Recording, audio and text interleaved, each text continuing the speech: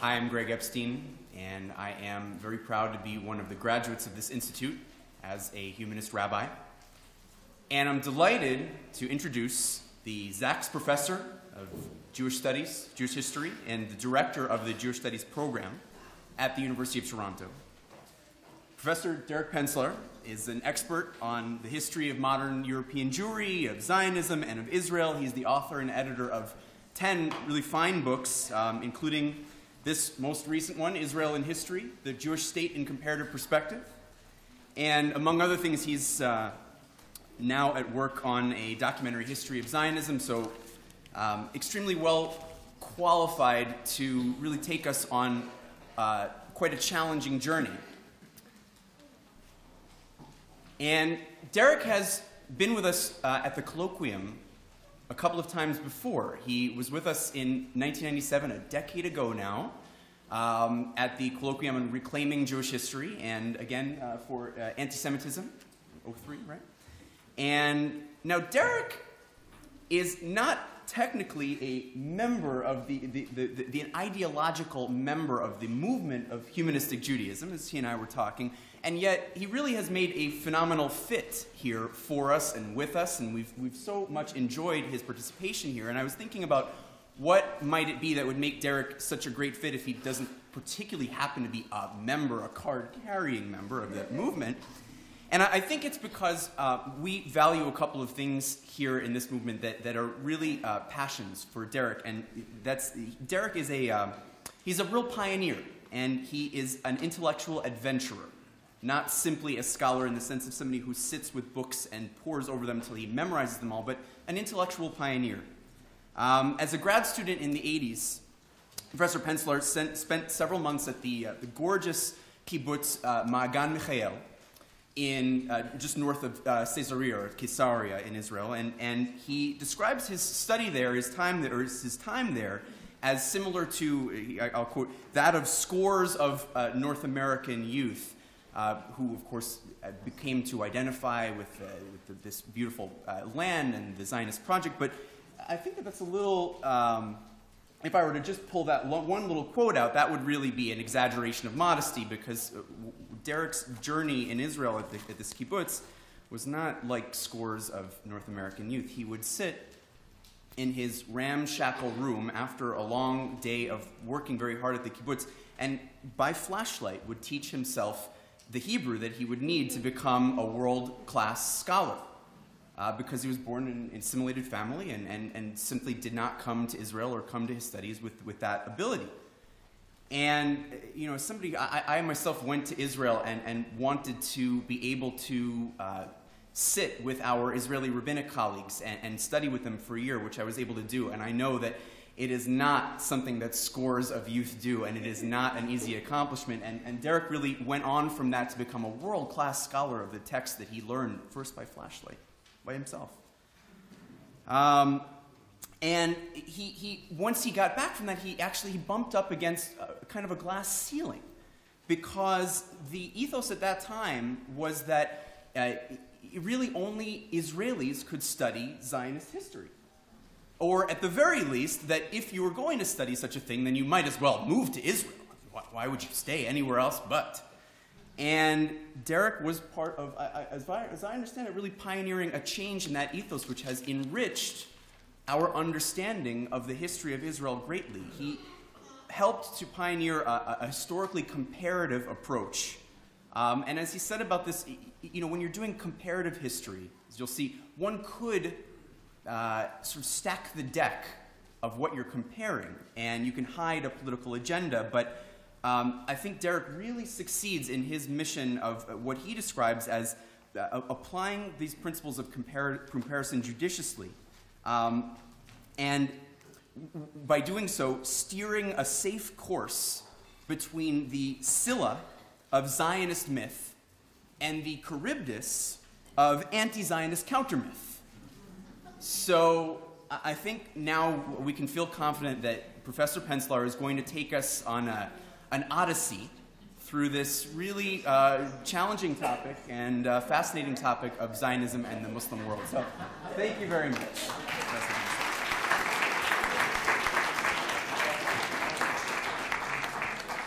Thank you for that very warm introduction. It is a great honor to be back here. This is my fourth time because in addition to participating in two colloquia, I once came down here to give a talk courtesy of the Clarmans, who are... Where are you? They were there. They were here. Oh, well. Guess they didn't want to hear me thank them. Ooh, a microphone that's tall enough for me. This is also... I just thanked you.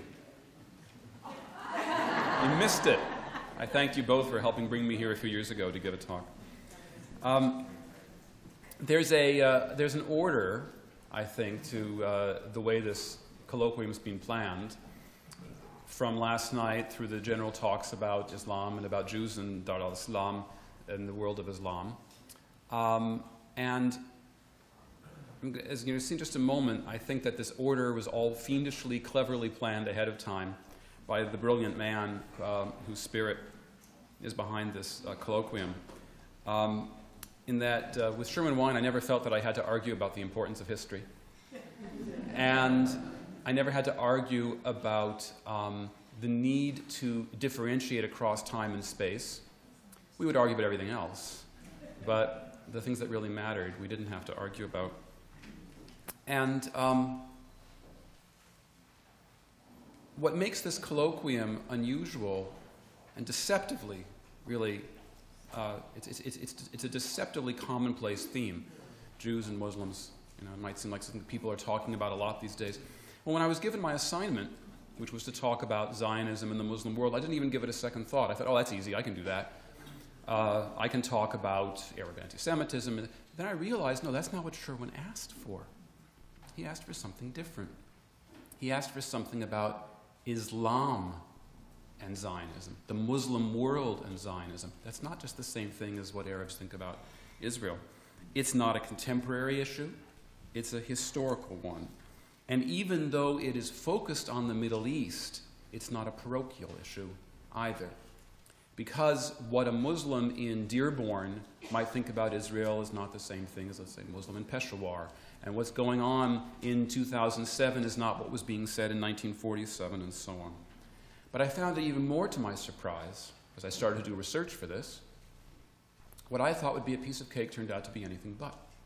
Because scholars who have written voluminously on the Arab-Israeli conflict, whether from the pro-Arab side, broadly understood, or the pro-Israel side, don't write very much about Islam. Let's just take for the moment scholars who come from a, let's say, a pro-Arab perspective. They're for the most part secular nationalists. And they write from a secular perspective, and Islam doesn't exist. If you look at the writings of the great, late great scholar Edward Said, he hardly ever mentions Islam in his entire oeuvre. He was a deeply political man. He doesn't mention Islam. Rashid Khalidi, who rather uncomfortably wears Said's crown at Columbia University, different personality, in his major new synthetic work on Palestinian nationalism, The Iron Cage, Islam only shows up in reference to some institutions during the Mandate period. If you look at Israelis who are hostile to Israel, this happens, we know, they don't write about Islam. And then I thought, okay, what's going on clearly is these are secular individuals who attack Israel. They say it's racist or colonial or oppressive, but they don't think in religious terms, and so that's their problem. But surely, I thought, the scholars who work on Zionist attitudes towards Arabs, who come from a more pro-Israel point of view, who are sympathetic to the way that the Zionist pioneers thought about the Middle Eastern world, surely they have written about Islam. If you look at the classic books on Zionist relations with Arabs or attitudes towards Arabs by all the great scholars, the word Islam either never appears in the index or barely appears.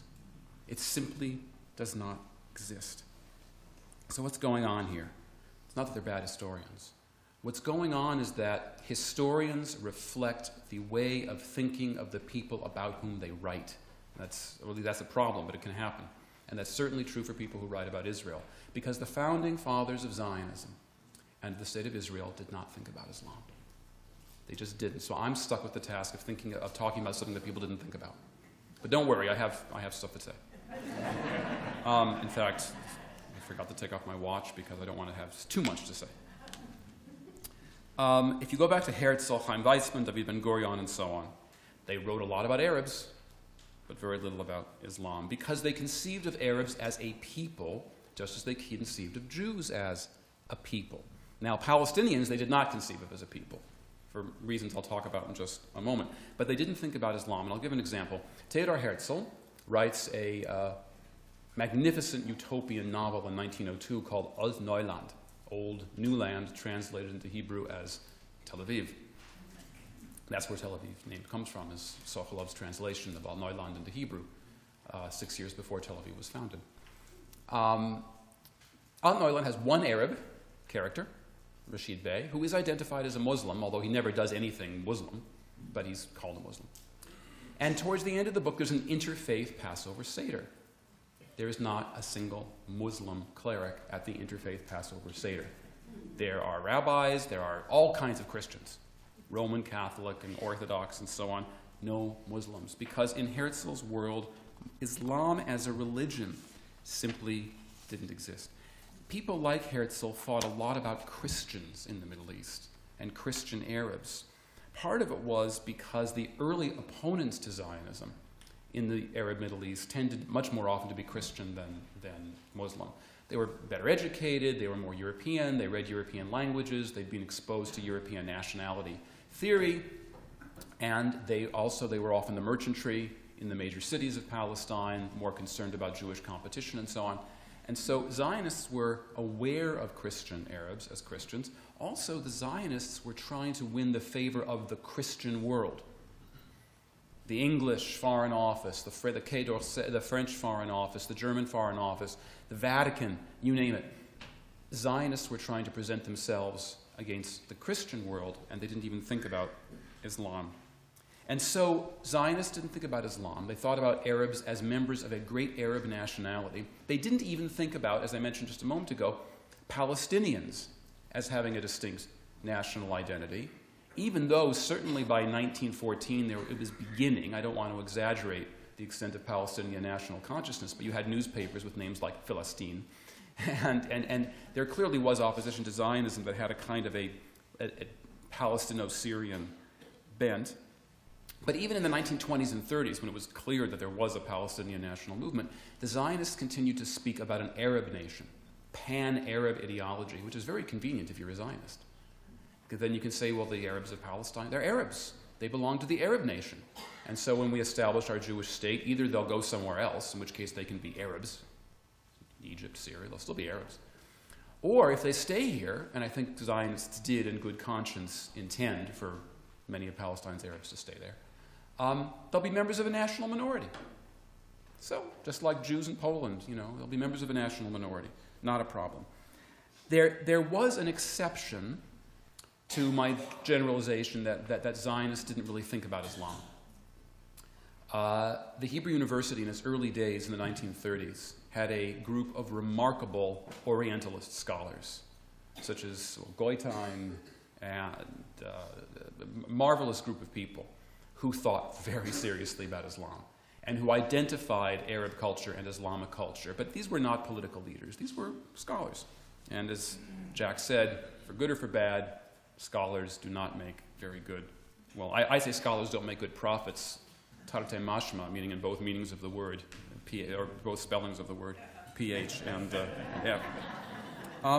So let's then move from what Zionists thought about Islam, which wasn't a whole lot, to what Islam, Muslims, thought about Zionism. And here, too, we come into an interesting paradox. Muslims did think about Zionism very seriously from the late 1800s onward. But it was not at the top of their list.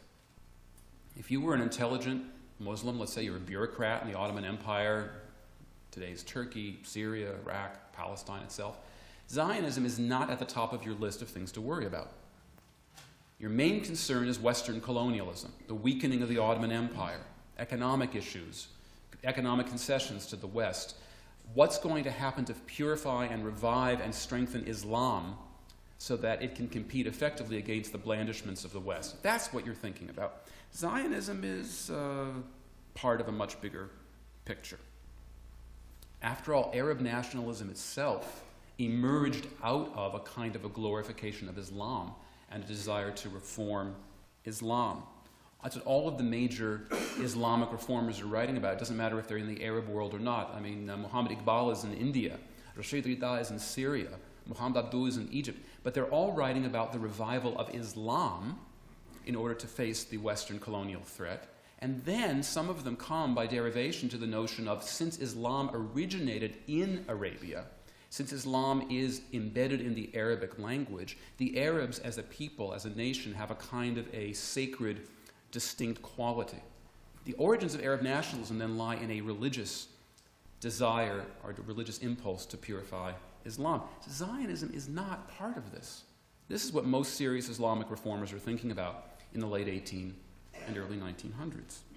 Now, when they do talk about Zionism, they tend to be rational. Hostile, but rational.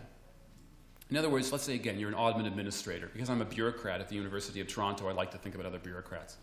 So I imagine my counterpart, you know, he's sitting in Damascus in some ministry for something, and a memo crosses his desk about the Palestine problem. And he thinks, oi. Well, he doesn't say oi, but he says, that's all we need, another Armenia. He says, you know, we've already got a problem with the Armenians, a troublesome nationality. Now all we need is a concentration of Jews in Palestine. They're going to cause more headaches for us and tensions between the Christian and the Muslim Arabs there. We have enough problems on our hands as it is. That was a very rational kind of opposition.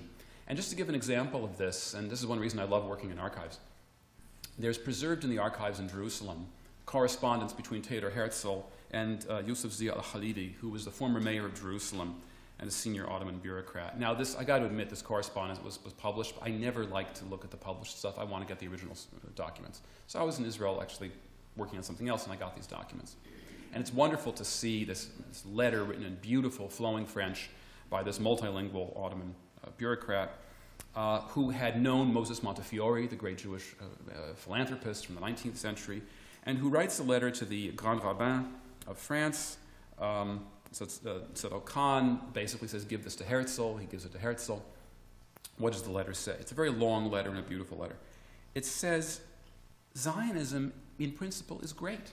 He says, you are a holy people. You have suffered greatly. You have given the world much. I mean, parts of this letter could be put into a brochure by the American Jewish Committee. Okay? He says, there's just one problem. People live here. There is a native population. There are several 100,000 Arabs who live here. It is their home, and it would be morally wrong to dispossess them. The idea of Zionism is just, you deserve a land of your own, but NIMBY, not in my backyard. Or I guess it would be NIMPO, not in my part of the Ottoman Empire. And besides, he says, your project is unfeasible. There are 300, he's using numbers from his day. There are 300 million Muslims in the world. Now there's 1.5 billion. There are 400 million Christians, he says. And none of them are going to allow Jewish rule over the holy places in Jerusalem. And you Zionists will never have an effective ally to arm you and to, okay, I guess he was wrong there. But he said what will happen is, if you pursue with your project, it won't work, and you will arouse the anger of the Christians and the Muslim Arabs who live in Palestine against the Jews, and against the Jews who live in other parts of the Ottoman Empire. It's just not a good idea. So he's writing as a Muslim, but he's writing in a kind of raison d'etat, very political, very rational sort of way. And at the end of the letter, you really see he's an enlightened and patriotic Ottoman bureaucrat. Here's how he ends the letter. I love this. And it's a reference to, again, classical Quranic era stories. Our prophet imposed upon the Jews of Kaiba as a condition of peace that they recognize his divine mission. Yet no Muslim demands this of the Jews who come to Palestine. Let's get to Jane's talk about the conditions under which Jews are allowed to live in Muslim lands. They are welcome, but under condition of having no other thought but to be, like we ourselves, loyal Ottoman subjects. So that's where he comes from. Now one might think, okay, he was a bureaucrat. What about a professional, not a professional, but what about a committed cleric and Muslim reformer? Maybe they're going to be a bit more hostile in an irrational way. Well, if you read Rashid Rida, who was a very important Islamic reformer in Syria and a teacher of Amin al-Husseini, who would go on to become the Mufti of Jerusalem, Rashid Rida opposed Zionism, and his language was indeed more inflammatory than that of Yusuf Zia al-Khalidi. But it was not entirely free of anti-Semitism, but it was still within the realm of what we would call rationality. In fact, he's more angry at Arabs in his writing than he is at Jews. He writes in 1899, "Jews are the weakest peoples, yet they have gained wealth, political influence, and scientific knowledge." I'm quoting him. "To the point that they're now able to possess and colonize your country and turn its masters into laborers and its wealthy into poor. You have failed to defend the rights of your homeland, watanikum, your homeland, and the service of your nation, ummakum." And I think he's referring to the Arabs as a whole because he's writing in Egypt, and he's writing for an Egyptian newspaper at the time. Now, as I mentioned earlier, most of the strident voices against Zionism at the time were coming from Christian Arabs, which the Zionists were aware of. And here, too, the opposition was largely rational, even though, and we've referred to Arab anti-Semitism a few times, or Muslim anti-Semitism, it's going to become the centerpiece of the next presentation. I'll just mention that it's not a coincidence. The Protocols of the Elders of Zion were translated into Arabic by a Christian cleric, not a Muslim. It was in Egypt, an Egyptian Catholic priest, and then they were brought to Palestine, and the Jerusalem Latin Patriarchate in 1925 issued a ruling asking its believers to read it.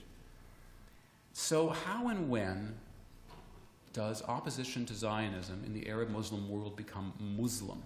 That is religiously based, as opposed to rationally, politically, the kinds of things I've been talking about so far. I'm going to give you the answer I would have given 2 years ago. And then I'm going to give you what I think now is the right answer. Because one of the things that's really hard about being a historian is that history changes. The way we think about the past changes, and historians change. So, and I have to admit, if I thought a certain way, and it turns out to be wrong, that I was wrong. This is what I used to think. I used to think, well, Palestinian society was backward. You know, it was illiterate, they were mostly peasants, very few had formal education, and it makes sense then that their political institutions would take the form of religious institutions because that's the only kind of institutional life Palestinians, by and large, would have, supported. So I had this kind of, very modernizing perspective of why they would have favored Islamic institutions, and therefore their opposition to Zionism is going to become Islamically based. Well, I don't know if that's true. Now I'm going to tell you what I think is more likely the truth now. Palestinian society was small in the 1920s. Sure it was. I mean, the Arab population of Palestine is only about 1.2, 1.3 million by 1948. So in the 1920s, it's much smaller. But it's about half the size of Syria or Iraq. But it does have an urban merchant class, a Nablus, Jenin, Jerusalem, Jaffa. It does have a fairly well-educated population when I was looking at the statistics. It does have newspapers, it has coffee clubs, it has all these sort of institutions in which people began to think as Arab nationalists. Of course, it's a minority of the population. That's true for anywhere in the Arab world. There are nationalist movements that develop in Syria and in Iraq that are secular during the interwar period, and those societies weren't tremendously more developed than Palestine. The difference is that countries like Syria and Iraq did have proto-state institutions. They had parliaments, they had advisory bodies. I mean, they were colonies, they were under mandates, but they were being moved towards, or they were moving themselves towards independence. Palestine's Arabs were in a different situation. They were ruled by a British High Commissioner, and they were not able to establish any effective political institutions because to do so, they would have had to accept the terms of the Palestine Mandate. Why wouldn't they accept the terms of the Palestine Mandate? Because the Palestine Mandate included the Balfour Declaration, which is that the British government looks with favor upon the establishment in Palestine of a Jewish national home. Okay, now you might say the Palestinians were wrong to oppose that, but they did. And because they opposed it, then they were stopped. And so it was not possible to establish effective political institutions. So what happens instead? Palestinians need some kind of institutions. The British acknowledge that. And it's in the British own interests, actually, to subvert their political aspirations into religious ones. And so the British actually create the most important Palestinian political institution, the Supreme Muslim Council. They do it thinking they're going to skirt political controversy by creating a religious institution, and they appoint a mild-mannered, not very well-spoken man named Amin al-Husseini to a newly inflated position of Mufti of Jerusalem. Mufti was an old term, but the notion of the Mufti having nationwide power was invented by the British. It's a classic case of the invention of tradition. So the British invent the Supreme Muslim Council. They inflate the power of the Mufti. And although there was also an Arab executive, which was a political body headed by the Mufti's uncle, Musa Kazim al-Husseini, it didn't have any substantive power. And it might seem the British were working against their own interests by doing this, but the fact is, and this goes against Jewish popular memory, until the mid-1930s, Hamid al-Husseini was a very pliant client of the British. Things changed when you get into the 1930s. And he worked with the British to discredit secular Palestinian nationalist organizations, such as the Istiqlal Independence Party, some of whose members he implicated in the sale of land to Jews. He did not initiate the riots of 1929 that led to over 100 Jewish deaths, and we'll talk about the 1929 riots right now, because this is where I think we get the transition to an Islamicized opposition to Zionism. 1929 seems to me to be a key date, and here we have the little Xeroxes I gave you.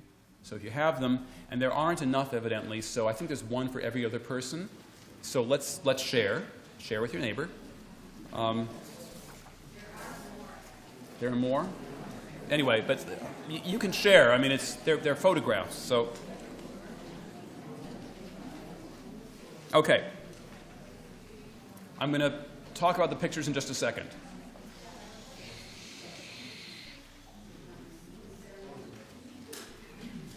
Only Jews have to talk when picking up a piece of paper. It's my turn now. Now, the key here is the area known to Jews as the Temple Mount and to Muslims as Haram al-Sharif. What is today the site, it has been for millennia, or more than a millennium, the site of the Dome of the Rock and the Masjid al-Aqsa, the Al-Aqsa Mosque, which was in deepest antiquity the site of the first and second Jewish temples. Now, even before the Mandate era, there were attempts by Jews to purchase the area right around what we know of today as the Western Wall, the Kotel. And that was an area that was filled with little homes. That was the Mughrabi quarter. It was filled with little homes, which actually in 1967 the Israelis just destroyed them. But Jews at that time were planning to simply buy the land and get a hold of it. And during the interwar period, Zionists did try to purchase land in the vicinity of the wall. And this is a territory that actually is considered sacred to Muslims as well as Jews. It's called Al-Buraq, for Muhammad's horse, where whom he tethered while Muhammad then, it was during his night journey from Mecca to Jerusalem and thence to the heavens. Now, Zionists, I'm convinced, did not have any claims on the Temple Mount during the 1920s. They didn't. They wanted to have the area right adjacent to the Western Wall and then have rights right up to the Western Wall. But the fantasy that Arabs began to develop was that Jews want to take over the whole thing, that they want to take over the Haram al-Sharif and they want to build the third temple there. And for years I would think, why would they think that sort of thing? And then there were these images. I'm going to show you images that are created by Jews, for Jews, in which the Dome of the Rock or the Al-Aqsa Mosque has a kind of symbolic value for the Zionist project. So the first picture, it's a really lousy picture, drawing. Here there's Herzl, looking rather wraith-like. Does anybody know what this is by? This is this famous pastiche of Herzl overlooking the banks of the Rhine in Basel, and then onto that they juxtaposed pictures of Jewish youth streaming towards Palestine. I mean, this picture is a commentary on a commentary on a commentary. But anyway, in this picture, we have Herzl looking at hordes of people coming to Jerusalem, and there we have what looks like the Dome of the Rock, right? And what's flying on top of the Dome of the Rock? Right, not the Israeli flag at that time, but the Magen David, right, the Star of David. So now let's look at the next one. Here we have Moshe ben Yitzchak Mizrahi, early 1920s.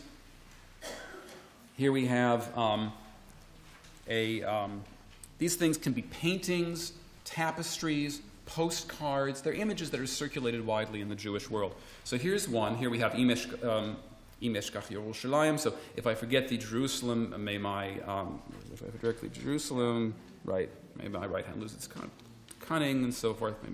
And then we have Makom Mikdash. Makom Mikdash. So we have the, you know, the sacred spot of the temple, and here we have right there a picture of the Dome of the Rock, because that's what was there at that time. And then below it we have the year. It's funny, he says he doesn't know what the year is. It's because the guy who wrote this book doesn't know he doesn't know Hebrew. Because there it is, Shnat Tarpav. So 1925-26. So anyway, this is a drawing in which the Dome of the Rock has a central pride of place. And then the next one shows, this one I think is, I don't know why this one would panic Muslims as much, but this is a drawing of the wall, the Western Wall. A little bit less interesting. But then if we go on to the last one, or the second to the last one, this is one in which we see the Keter Torah at the top, the crown of Torah, the Ten Commandments. We see the menorah, symbol of Jewish peoplehood and so on. And then we have here the Dome of the Rock. Clearly then, the question is, if I were allowed to ask the audience to call out things at this time, I would say, why do you think it's here? But I'm not allowed to do that. You have to write down your questions. What's going on here? He asked rhetorically. I don't think that this really meant we're going to take over the Temple Mount. What I think is going on is that just as today the Israeli Tourist Office brochures or photographs of Jerusalem always show the Dome of the Rock, because it's really neat. It is the most beautiful, visible, conspicuous sign of Jerusalem. It is, it is the ultimate signifier. And it also is a signifier of an absence, if I can get a little Derridian here, the absence being the temple, right? So it's not that they were really planning on taking it over. It's also, to use now 21st century language, it's a brand, right? The Al-Aqsa Mosque or the Dome of the Rock are a brand and a symbol. But Muslims who were already terrified of what's going on in the 1920s, you've got large-scale immigration of Jews coming into Palestine in the mid-1920s. You've got the Jewish Agency for Palestine, expanded in 1929, which means a lot more money and possibly a lot more Jews coming into Palestine. And these images play a major role as they're circulated throughout Palestine in fomenting the terrible riots of 1929. And in the years following, the sense that Jerusalem was endangered continued. And in fact, all of these images are collected into a little booklet, which is distributed throughout Palestine and used by the Arabs to say, look, this is what the Jews intend to do to us. So we have an Islamicization of the conflict, which is then continued at the grassroots level with the rise and fall of a kind of a Muslim Robin Hood, Sheikh Izz-al-Din al-Qassam, who gathers a band of hundreds, really, of fighters in the Haifa area before killed by British forces in November of 1935. Now, I don't want to say that this means that Palestinian nationalism becomes Islamicized, because it doesn't. It's not that simple. If you look at the course of the Arab Revolt, and I've been focusing on this period, and I'm going to speed up in history now. If you look at the course of the Arab Revolt of the mid-1930s, you look at the 1948 war itself, Palestinian nationalism did have a strong secular bent. However, it's significant that one of the things that forced King Farouk of Egypt, for example, to go to war in 1948 was when the Mufti of Al-Azhar, the great Islamic seminary in Cairo, declared a jihad before Egypt actually went to war against the new state of Israel. And there is certainly a very powerful Muslim flavor if you look at the Arab language of hostility towards Israel after the state's creation and Palestinian nationalism as well. Now, it's true that mainstream Palestinian nationalism of the 50s, 60s, 70s is secular. Sometimes it is overtly secular. Sometimes it is quite anti-religious, as in the Marxist-oriented Palestinian factions, the Democratic Front for the Liberation of Palestine, the Popular Front for the Liberation of Palestine, and so on. These are led by the likes of George Habash, Christians, right? And as I tell my students, the ones who wear leather and smoke cigarettes. So it was a different era. But if you look at Yasser Arafat, leader of al-Fatah, the most powerful of the guerrilla groups and the dominant group really within the PLO, Arafat was sort of all things to all people, and there's a lot of Islamic imagery and sort of echoing in his own language. But meanwhile, while Palestinian nationalism in the 1960s, 70s has this sort of secular orientation, but it does have a strong Islamic undertone, you do also have the growth of political Islamicism. For example, the writings of Said Qutb, the leading figure in Egypt's Islamic Brotherhood in the 50s and 60s, and he isn't writing the way that those Ottoman bureaucrats did 60 years before. He writes about Jews as demons, agents of corruption, and so on.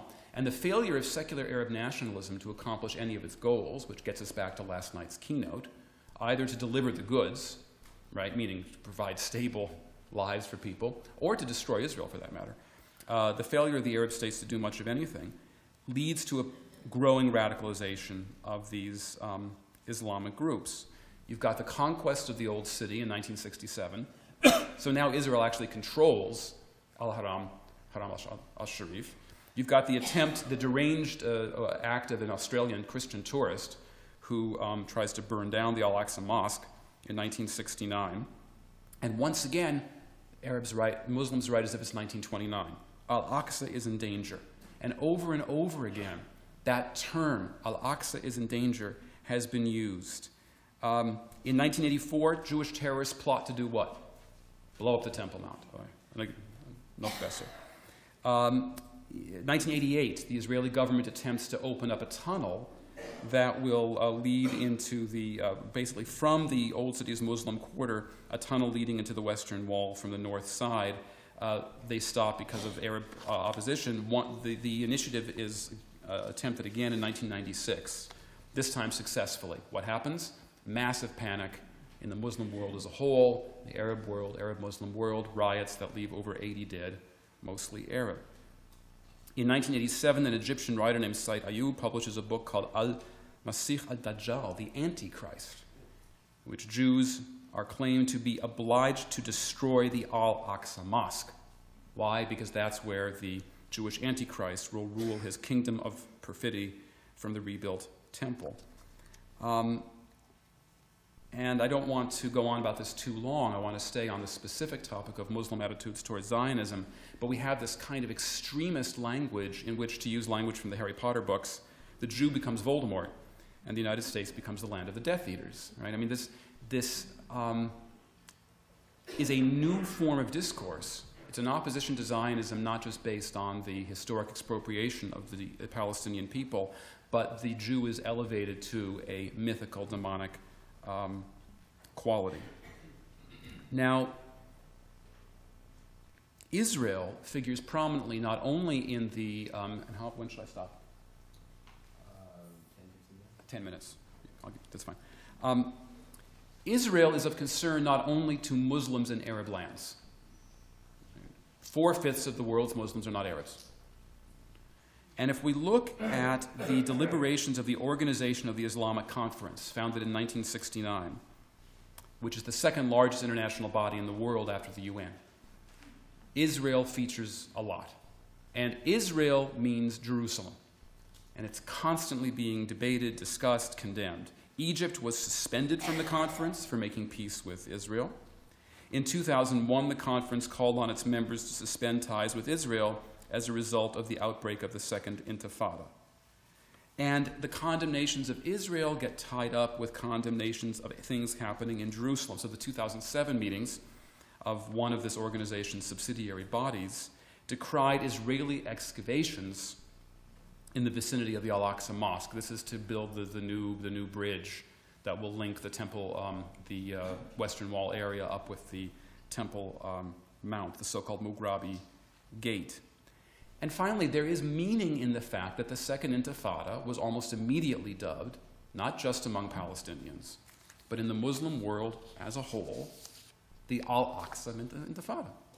And not just because Ariel Sharon went there and that was the proximate cause for the uprising, but because it is a renewal of the cry back from 1929. Al-Aqsa is in danger. Now, let me just move for a moment to Israeli attitudes towards Islam since the state was created, and then I'll actually move into some good news for my conclusion. Israelis didn't think about Islam, or Zionists didn't think about Islam early on, as I said at the beginning of my remarks. After 1948, they actually think about Islam a great deal, because it's a way of dividing the Arab community and preventing the establishment of a strong Arab national consciousness among Israel's Arab citizens. So they encourage the development of Christian and Muslim institutions. They favor the Christian ones. Christian institutions have more autonomy, they have more money. Christians in general had behaved less aggressively in 1948, meaning they were less likely to fight back when the Israelis marched into their villages. And so fewer Christians were expelled as a result in 1948. So the state assumed control of all of the awaqf, the various endowed funds, the hospitals, the orphanages, the seminaries, and so forth, and then the state allegedly gave the money back to the Muslim authorities, even though we don't know for sure how much of that money managed to get kept by the Israeli state. And then the Israeli government did something that seems, by our perspective, to be rather dumb, but at the time made sense to them, which is in the 1960s, the old generation of Islamic judges and teachers and the like, they began to get old and retire, but Israel had not allowed for the creation of a new generation. And there was very little Islamic education allowed in the Arab schools in Israel. So what happens in 1967 with the conquest of the territories, Israel allows movement, whereas Muslim clerics and judges, qadis and imams, they can move from the West Bank into Israel and vice versa. And of course what this does is promote a kind of Islamicization and radicalization of the Israeli Arab population. And this is what helps lead to the rise of the Islamic movement in the 1980s, founded by Abdullah Nimr Darwish of Kafr Qasim. Now, why did the Israelis allow such a thing? They did it because they believed Islamism was a less dangerous alternative to secular Palestinian nationalism. The Israeli leaders did not grasp how closely Islam and nationalism were related to and reinforced each other. Because in its very early years, the Islamic movement in Israel, they thought was quiescent. It's become much less quiescent in recent years. It now has seats in the Israeli parliament, and it's divided now into two movements, a northern movement and a southern movement. The northern movement is politically fairly pragmatic, educational autonomy, religious autonomy, but... It's in one town. It's in one town. And then the southern movement, what do they call it? The southern movement is much more extreme. And just to give an example, Sheikh Raed Salah, who was the head of the more radical northern branch, 2 months ago, this is very recently, he accused Israel of planning to build a Jewish temple near the Al-Aqsa Mosque. This is what I'm just quoting him. He calls upon Muslims throughout the world to block Israel's plan that aims at dividing the Al-Aqsa Mosque between Muslims and Jews, whereas in the Jewish part it plans to build its imaginary temple. Now, this is kind of a weird sentence. He's not saying the Jews are going to take over the Temple Mount. He has visions of the Jews building their temple somewhere around there, maybe in the area of the wall. He doesn't know. Whatever it is, he doesn't like it. And he's calling upon Muslims throughout the world to intervene. But let me conclude on a somewhat more positive note, especially because last night we had a lot of bad news. There is not necessarily a correlation in the Arab world today, or at least as of a few years ago, maybe things have changed, but between religious belief or commitment to Islam and what we would call a willingness to live in peace with Israel. That is, you can find extremist secularists and extremist religious Muslims. You can find moderate secularists or pragmatic secularists and pragmatic religious Muslims. And you see this in some surveys that were done in the Palestinian territories in 2001 that showed a pro-peace rate of about 70%, almost identically distributed amongst those Muslims who defined themselves as highly religious, religious, somewhat religious, or non-religious. The little bar graph is pretty much always the same. By the way, the same thing is true for surveys that were done in Egypt about attitudes towards democracy. That support for democracy, however you define that and whatever that means, which gets back to last night's talk, seems to be constant regardless of religious, extent of religious belief. And then we have the non-Arab world, in which, of course, there's tremendous hostile rhetoric towards Israel that we may hear about later, but also a great deal of indifference, ignorance, and even sympathy. What I couldn't find for today, and I apologize for you, but I have not found good empirical research on what people in Indonesia and Malaysia, really think about Israel. There's unofficial governmental contacts, there's business contacts. I can only speak, and with this I'm going to conclude, anecdotally, which is I've been teaching for 20 years, and I've taught a lot of Muslim students, particularly at the University of Toronto. And my Muslim students, for the most part, are not Arab. They tend to be Indonesian, Malaysian, India. India, after all, the Muslim population of India is only slightly smaller than the population of Pakistan. So just keep that in mind when we talk about partition, and a lot of Pakistani students. And I have seen everything under the sun in terms of political attitudes. I've had students who are quite hostile to Israel. I've had students who are indifferent. I've had students who I call them too ignorant to be anti-Semitic. I've had students who are sympathetic. And you cannot predict in advance. I'm going to give a couple of examples and then I conclude. One student, both traditionalist and feminist, is now back in Saudi Arabia after having taken 2 of my courses and immersed herself in feminist theory and comparative Israeli-Palestinian history. Another fiercely pious Saudi woman, whom I taught at Harvard last year, was more critical of Arab aggression towards Israel and more sympathetic to the aspirations of religious Zionism than the liberal WASP students who were in the class. And finally, a moderately traditional student from Pakistan, studying commerce and enamored of global capitalism, could not fathom why Europeans in the early 20th century hated Jews for their concentration in business and the stock market. When I told him about the stock market crashes and financial scandals of the late 1800s, in which common people lost their life savings and blamed the Jews for their fate, he sat quietly and thoughtfully for a moment and then asked, "But did the Europeans thank the Jews when the Jews were making them all that money?" As long as I teach students such as these, I continue to believe there might be some hope in terms of future relations between Muslims and Jews.